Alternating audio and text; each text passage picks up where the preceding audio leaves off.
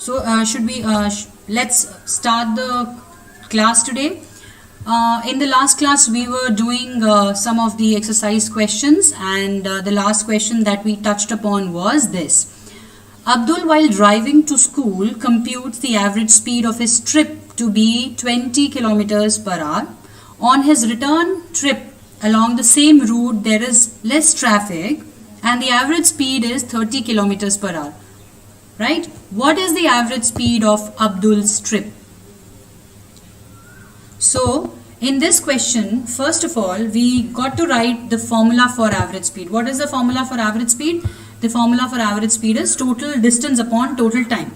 So, which means that in this entire situation that is right in front of us, first we have to calculate the total distance, and then we have to calculate the total time. So, we know the total distance. So let's say we consider one way distance to be d, right? One way distance, let us consider it to be d. So what will be the two way distance? The two way distance will be 2d, which is d plus d, right? Now we have to calculate the total time, right? What is the total time? Or let's say, how do we calculate total time? So we calculate total time by this simple speed is equal to distance upon time formula. Now look what I have done here. Speed is equal to distance upon time. So this is the normal formula that we use, right? Now from this formula, calculate what is time. So time is going to be distance upon your speed. So I know my speed. My speed is 20 kilometers per hour, which is the speed while going to the school, right? So that means I will get my total time. My total time to go to the school is distance upon speed. Distance I know d, which I have considered. Let us consider the distance to be d upon total time, which is 20, right? Upon total speed, which is 20 kilometers per hour. So I will get my time to go to the school, which is this, right?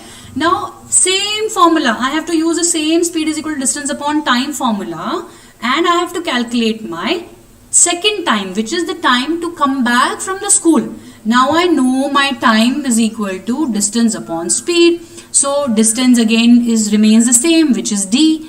What will be the speed while coming back? Speed while coming back is 30 kilometers per hour, right? So likewise, I will calculate both the time to go to the school as well as time to come back to the school, right? Now, so if I add both the times, time to go to the school and time to come back from the school, I will get my total time. So you remember this formula, total speed, that is average speed is equal to total distance upon total time. So we have now calculated our total time. Our total time is d upon 20 plus d upon 30. So we will calculate it to be, it comes out to be d upon 12, right?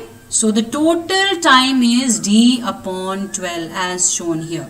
So I got my total time. I know my total distance also. My total distance is d plus d. While coming back, while going it is d, while coming back again it is d. So d plus d is 2d. So if I substitute these two values, 2d upon, what is the total time? D by 12. So if I substitute here, I will get 24 kilometers per hour. So now 24 kilometers per hour becomes my average speed, right? So similar questions can be given to you. While suppose, for example, while going the speed is 50, while coming back the speed is 60, what is going to be the average speed? So you have to consider your one way distance to be d, and then calculate the two times as we have calculated here, add the two times and then substitute it in the formula. Okay, so this way you will be getting the average speed. So this was the last question that we discussed in the previous video, right? Let's move on to the next question. Now the next question says that a motorboat starting from rest on a lake accelerates in a straight line at a constant rate of 3 meters per second square. For how many seconds? For 8 seconds, okay? How far does the boat travel during this time?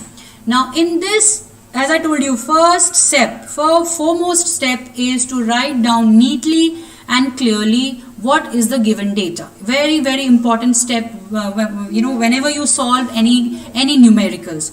So the first data which is given to us is this 3 meters per second square. Okay, 3 meters per second square, which is the acceleration here, right? What is the next thing which is given to us? The next is our time. How much? What is the time? 8 seconds is given to us. Okay. There is one more very important information that is not directly given, but it is indirectly annotated. A motor boat starting from rest. Okay, a motor boat starting from rest, which means what? That the motor boat is starting from rest. That means its initial velocity is 0. So that's why now we got u is equal to 0 meters per second. That is the starting velocity. Okay. Now we have to calculate the distance.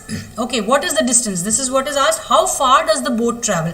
So we are asked to calculate the distance. Now we have the three formulas with us. What are these three formulas? The formula is the three equations of motion, which is v is equal to u plus at, s is equal to ut plus half at square, and 2as is equal to v square minus u square. So we have got three formulas with us, right?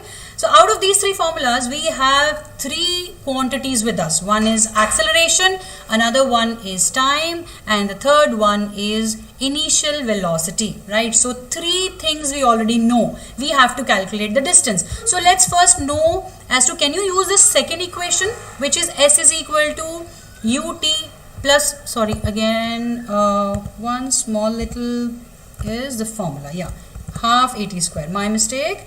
This is s is equal to half at square. Okay, so can you use this second formula? Let's see. Let's talk about the second formula, because we have to calculate the distance. So we have to calculate s. So okay, fine. Do we know u? We have the initial velocity. Yes. Do we know t? Yes. A we have. Yes. T again we have. Yes. So we can straight away use this formula here. Correct? And we can calculate our distance, which we have to calculate. So if we substitute here s is equal to ut plus half at square, and substitute t as 8 and a as 3 meters per second square, then we will be getting 96. That means the motor boat travels 96 meters. 96 meters when it starts from the rest and it accelerates for 8 seconds. In 8 seconds, how much does it travel? It travels 96 meters. Okay. Suppose if we consider this first formula v. This formula, can you use this formula? See, you don't know, there is no s here, so you can't use this formula. But what you can do is, using this first formula, you can calculate your v. You can calculate your final velocity. Final velocity means it starts from rest, and in 8 seconds, what is going to be its final velocity? So you can calculate the final velocity first, and then you can substitute in this last formula. So because you will have v, you already know u, you have a, you can substitute in this also. So actually you can calculate, or you can do these numericals in many ways. There is not just one way of calculating, the answer. So you can use any of these formulas, but if you're using the second formula, this one, s is equal to ut plus half at square here, then it would be straight, it would be direct. But if you're using the first formula, first you have to calculate your v and then substitute the value of v in the last equation. So you can do it in many ways. Okay, so that's how we've got to do it. Now let's move on to the next question. The next question is that there's a driver of a car is traveling at 52 kilometers per hour. So what is the speed at which he is traveling? He is traveling at 52 kilometers per hour. And he applies the brakes and accelerates uniformly in the opposite direction. Okay. The car comes to a stop in 5 seconds. So here the car is coming to a stop in 5 seconds, which means in which direction he would have applied the brakes? He would have applied the brakes so as to stop. That's why he's saying in the opposite direction it accelerates. So he would have applied the brakes to come to a stop, right? That's why the acceleration is negative here. Okay. There's another driver which is going at 3 kilometers per hour in another car, and he applies his brakes slowly and he stops in 10 seconds, right?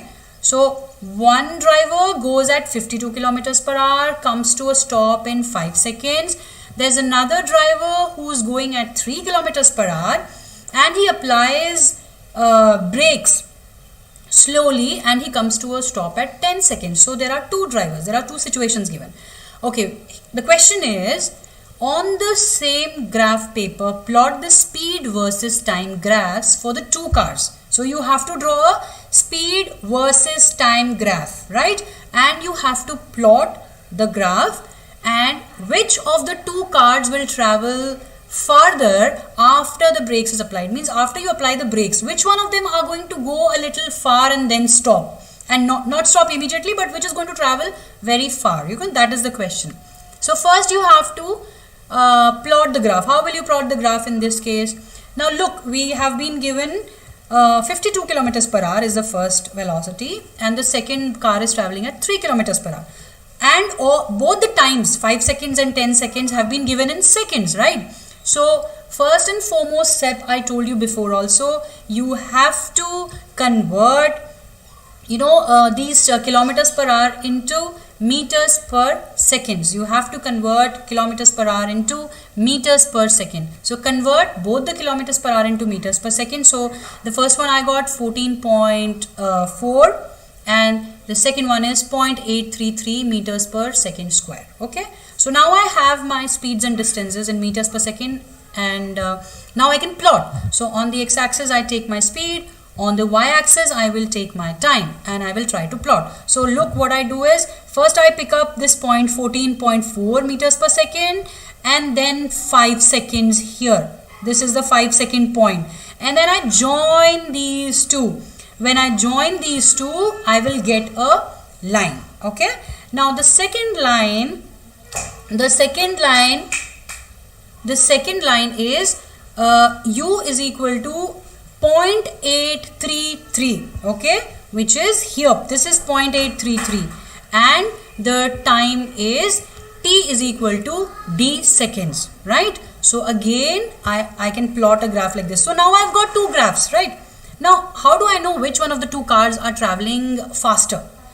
I have to, or which have traveled farther, sorry, not faster, which have traveled more. So in a way I have to calculate the distance. Now again, what kind of graph is this? It is a speed time graph, and you all know that if I calculate the area of speed time graph, I will get distance. So first I have to calculate the area.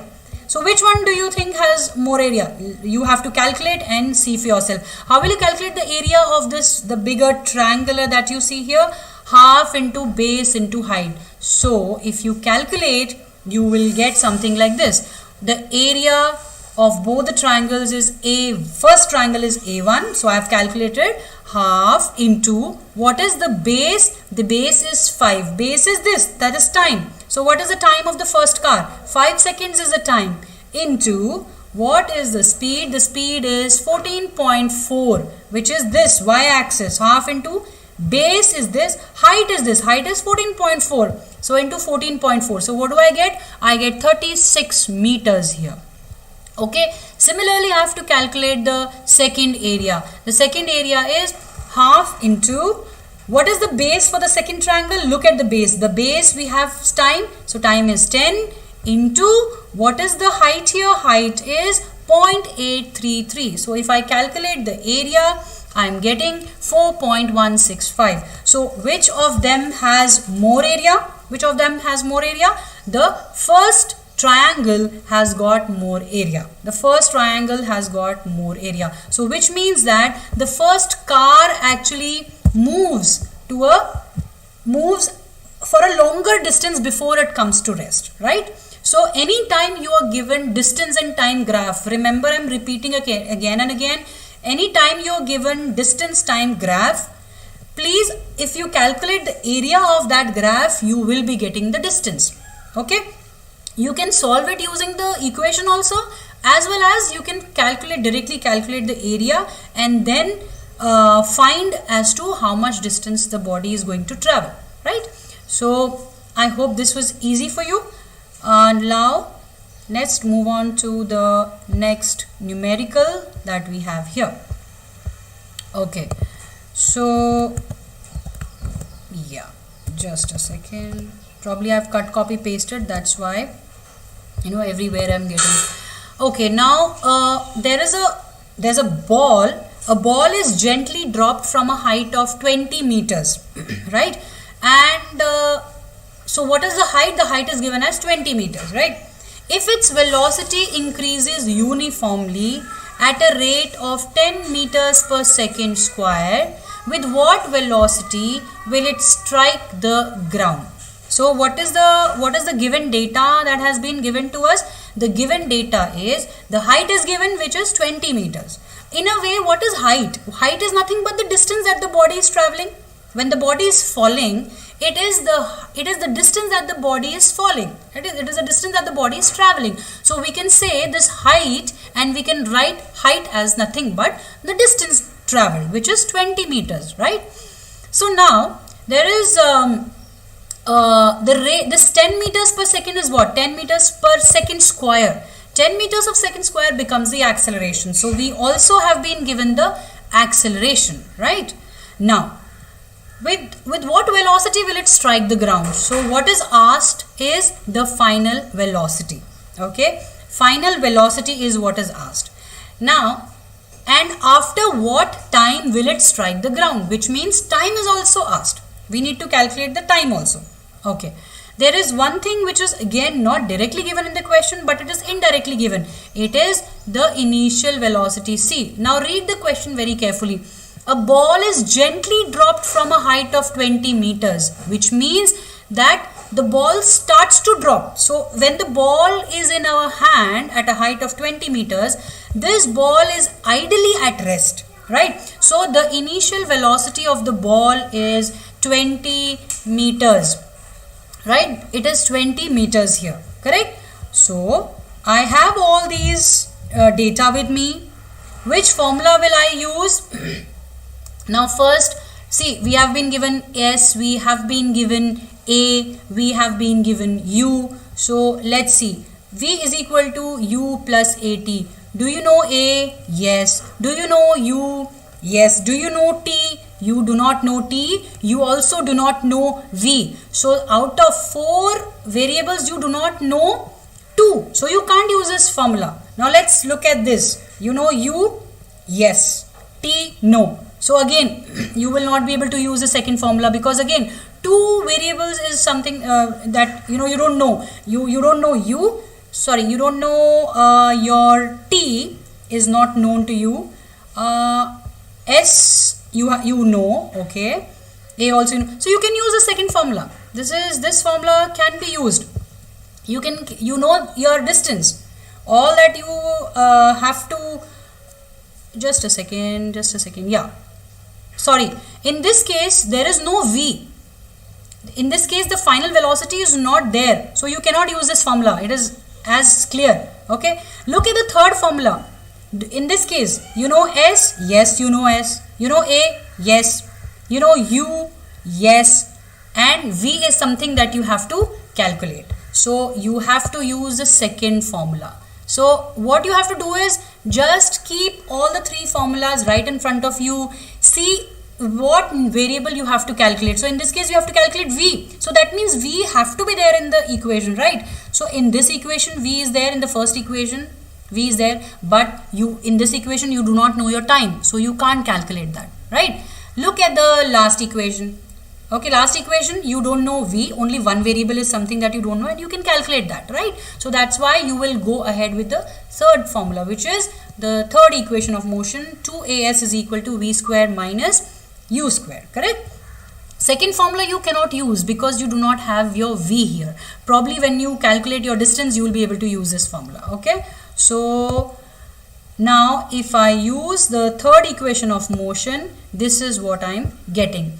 Okay, I have written all the formulas, all the given variables here, the values here, the formula I have written, and I have substituted the values. So V square minus U square is 0, is equal to 2 into A, which is 10 meters per second square, into S, which is 20, is equal to 400, right? So I can calculate my velocity, my final velocity from this, which is 20 meters per second. Okay.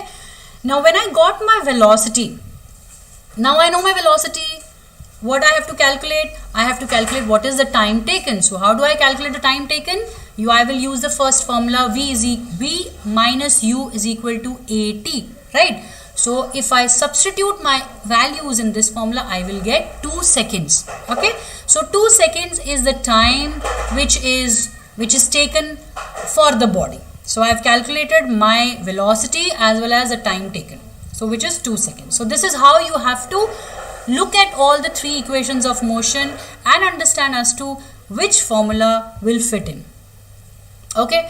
Shall we move on to the next numerical? Okay, this is the next numerical. It says that the speed time graph of a car is given here. So you have the speed time graph here. On the y-axis you have the speed and on the x-axis you have the time. The question is find how far does the car travels in the first 4 seconds. In the first 4 seconds, how much does the car travel? So where is 4 seconds? See, look, 4 seconds I have shaded the area here.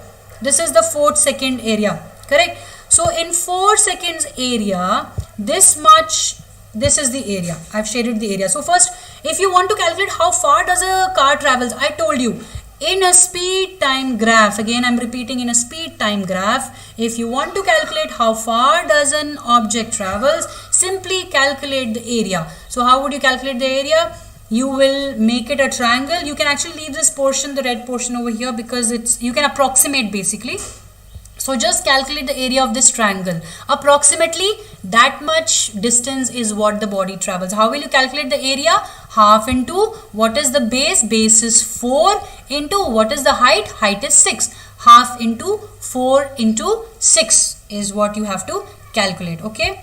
Shade the area on the graph that represents the distance traveled by the car during this period. You have to shade the area also. So this is the area which is shaded, which will depict the distance that the car travels. So we have to first consider. So the area, I hope all of you will be able to calculate. There is no hassle in calculating the area. So I leave it on to you. Okay. Next is, which part of the graph represents a uniform motion? Look at this second question. The graph I have already, once again I am showing you here. And the second question is, which part of the graph represents a uniform motion? Now understand what is uniform motion. Uniform motion means a car will travel equal distances in equal intervals of time, which is what is uniform motion. So that means the speed of the car remains the same. In which direction, in which part of this graph do you find that the speed is constant, the speed is not changing? Look at from this point to this point, the speed is changing. Now at this point the speed is 2 meters per second, at this point the speed is 4 meters per second. When the body reaches here, at this point it is 6 meters per second. But after this point, after 6 seconds, at 6 seconds when my cursor is here, I hope you are able to see my cursor moving.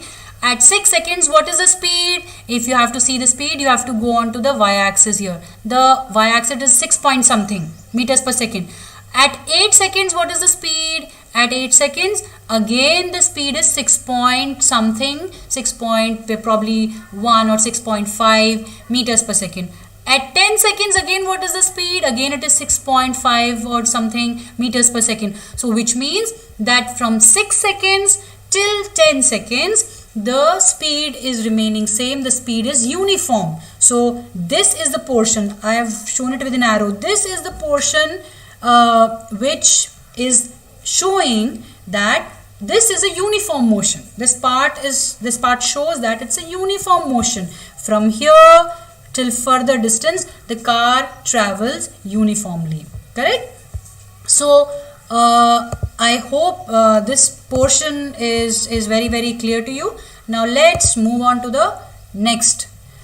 So this is probably the last question in this chapter. State which of the following situations are possible and give an example for each. First of all, you have to tell me, is this situation possible? is the situation possible or not? First is an object with a constant acceleration but zero velocity. So do you find, is there any situation where the object is having constant acceleration, means acceleration is going to be constant, but the velocity is going to be zero? When does that happen? Now, I just earlier in the previous videos, we learned that whenever there is any object which is falling from certain height, suppose this is the height at which I make a ball, fall down, or for example, let's say I make a ball throw up. If I throw a ball up, when the ball reaches its final height, its highest point, for a very, very small moment of the time, what is happening? The ball actually goes up, it stops for some time, and then it falls down because of gravity, right? So the ball goes up, and that moment is very, very small. We are not able to actually measure the time, but for a very, very small amount of time, when the ball goes up, here at the final point, the ball stops for some time, where the velocity of the ball is zero, which means at the final point, the velocity of the ball becomes zero. But still, even if the velocity is zero, there is this constant acceleration that is acting on the body. Okay, what is this acceleration? That acceleration is the acceleration due to gravity. The gravity is continuously acting on the body. So there is a constant acceleration on the body, but the velocity will be zero. So what is that point? The point is that highest point. So yes, in this situation, it is very much possible that when we throw a ball at the highest point, the velocity becomes zero momentarily, but it is still having a constant acceleration. It is still exerting a constant acceleration. The earth is exerting a constant acceleration on the ball, right? So the first case is very much possible. Okay, now let's look at the second case. The second case says that there's an object which is moving in a certain direction with an acceleration in the perpendicular direction, which means what? That the object moves in one direction, but its acceleration will be in the perpendicular direction. The acceleration will be in the perpendicular direction, but the object is moving in a specific direction. So if you remember the case of circular motion, what did we learn in the case of circular motion? We learned that the body is traveling in this direction, V. V depicts the direction, this green arrow. Everywhere at every point, this green arrow is what shows the direction of the object, right? This is the direction in which the object is moving. But where is the acceleration? The acceleration is always towards the center. The acceleration is always towards the center. So just look at this very carefully. Velocity, this direction of velocity and direction of acceleration, aren't they perpendicular to each other? Yes, they will always be perpendicular to each other. Suppose you take this, the northmost point here. How is the direction? The direction is green. This green arrow actually depicts the direction of the velocity. But how is the acceleration? The acceleration is depicted by this brown arrow. So they too again are perpendicular. You take any specific point, the direction of the velocity as well as the direction of the acceleration will always be perpendicular to each other. So yes, this situation is also very much possible that an object can be moving in a certain direction with its acceleration in the perpendicular direction. Is that clear to all of you? I hope you've understood the two situations and you will be able to write and explain these two situations in your own words. With this, we have actually finished our chapter. I have discussed all the exercise questions with you.